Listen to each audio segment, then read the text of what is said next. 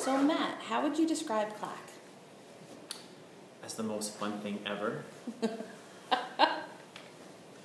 CLAC, as the brainchild of Debbie Mentz, started as an endeavor of the Students First project and borrowed the Snelling Center cohort model to bring together leaders from the fields of mental health, education, and juvenile justice with the goal of learning more about other organizations and hopefully being able to find a common methodology to work in the best interest of youth in Chittenden County.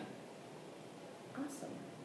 Do you want to do it all one or do you want to break them up? All one. Okay. So what has CLAC done for you? How has it positively impacted you? It's made me taller. So the thing I like best about CLAC is that I feel like I have allies, like built in. I still do some clinical work, and as you know, I had a case, unfortunately, that had to, receive involvement from DCF, and immediately when I found out the worker was a member of CLAC, I instantly felt better. And so I feel like having those built-in relationships really facilitates what can be really difficult situations. Also, I feel like I know more about the education system and the DCF system now as a part of this. And so I think it helps me make better judgments in cases that involve multiple systems. That's a good one. Thanks. So what have you learned about other people's organizations through CLAC? I think that we've all taken away that all of our organizational structures are complex. And so I think that sometimes we see people and assume certain things about their roles and their functionality, not recognizing always that there's usually a large impending structure that requires navigation. And so learning more about those structures has helped, I think, make realistic expectations as well as know what to expect when you're trying to navigate those systems. What do you think other people have learned about your organization through CLAC? That ours is the best one. I think they've learned, again, how large and complex we are. People, I think, have certain notions of what the Howard Center is and not realizing it's a multi-systemic organization that really provides services from birth until death. And throughout that lifespan, there are multiple programs on every level.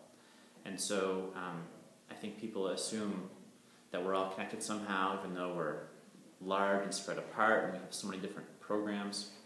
I think how people get a better understanding of what our organization looks like, and I'm not doing a good job with this one. I think they've learned about the complexity of our organization too, and how many different areas and services that are provided, and how they're in ways they are connected, and sometimes in ways that they're not connected. So I'm going to ask a follow-up. No follow-ups. Yes. How does having a better understanding of your organization help other service providers? I think people can get frustrated because they know what a client may need, but not know where to go in the Howard Center to get that need met with a service provided by the Howard Center. And so I think that we've helped map out the points of entry for providers or for people in DCF or the educational system, so they feel less of that kind of paralysis about knowing what a family or a client may need, but not knowing specifically how to access it.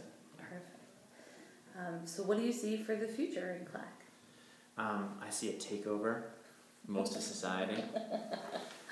I think what we're all hoping for is that we're kind of the forerunners of a sustainable system using the same model where leaders from our three separate organizations come together and continue to learn and support one another. I hope that we are only the first cohort and that every year subsequently there's a future generation, and eventually we'll build a large network of participants. And hopefully exactly an army. Then we're going to invade Poland. Okay. Yeah. Excellent. All right. Do you think we should redo mine?